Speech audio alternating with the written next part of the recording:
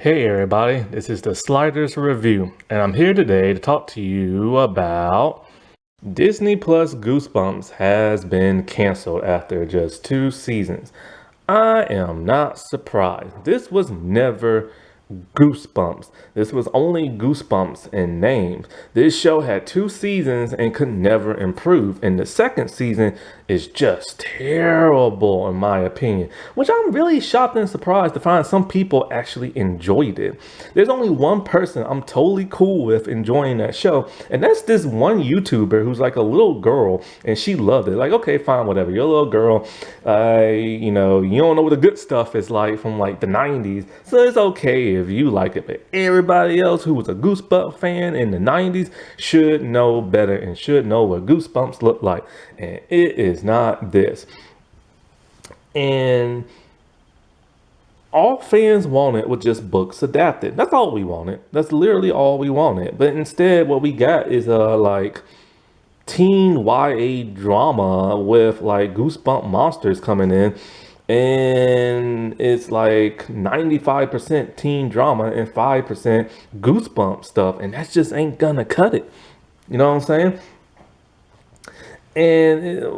I'm not really surprised because Disney Plus can't really create a good series to save them. They really can't. They had a terrible 2024 year. Not that much stuff was watched on like Disney Plus. A lot of stuff got canceled. You know, they adapted another R.L. Stein show back in the day called Just Beyond, and it was like not very good. The endings always suck because they always try to teach you a moral lesson. You ain't supposed to learn no lesson in horror. You're not. And that's the thing that made the 90s show so great. You didn't learn nothing. You just got to be spooked and scared and all this other stuff. But you know, this whole teaching people a lesson in like teen and kids horror has started in the 2010s. That's what ruined The Haunting Hour, R.L. Stein's The Haunting Hour. And you know, it's also sucks when they get a cast that's very unlikable.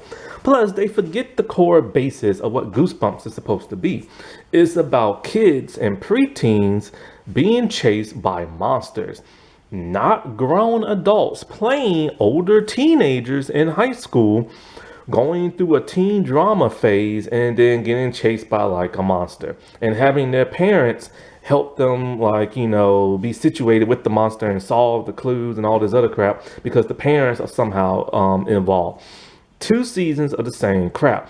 The parents were involved doing something in the 90s.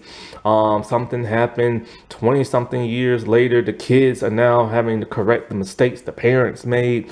Unlikable characters that the audience don't like and the characters don't like as well.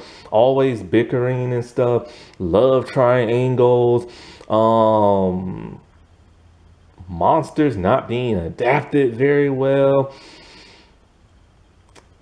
Not really knowing who the main villain is to the last moment and then still being just slightly confused and everything. And it's just kind of like they just didn't know what they was doing. And you know what's odd? It's like Nickelodeon rebooted Are You Afraid of the Dark? Now, I've never been a fan of the 90s series, but I love the rebooted series, at least the last 2 seasons. First one, not that much. But they managed to not only improve on the 90s series, but also adapt it in the way it's supposed to be adapted. So basically, what they did is that they decided to say, hey, instead of a bunch of kids just sitting around a campfire and telling ghost stories, and you seeing what's happening in that ghost stories, the ghost stories are actually real in this new show, even the ones from the 90s, because they connected to those. And so that's the whole supernatural horror element. That's something new for the franchise that they kind of touched on and towards the end of the series finale. Also, they also connected to the 90s series by having actual kids and preteens be that of the central focus. That is what's supposed to happen. That is how the original was. It wasn't grown adults playing older teenagers. It was kids and preteens playing kids and preteens and stuff. So you got that sense of horror because, of course, what made Goosebumps so much better was the 90s. Goosebumps revolves around a bunch of kids and preteens. Adults do not want to believe them because they are kids and stuff. And so when you have an older teenager, you're more likely to believe them, and not really be all that afraid for them and stuff. And that's something the newer Goosebumps series just could not do. And that's something that, Are You Afraid of the Dark was able to do very well. Also, they was able to make their villains very scary and everything, at least for the last two seasons. And like they were generally like just like, oh my God, this is on a kids network. Like, what the heck are you doing? Now they still had to have that humor for the kids in there. So in the second season, they added a kid. They made him very gooberish. And it took away from like the seriousness, but that's only because they had to like, make it for kids. But then the rest of it was very mature and everything.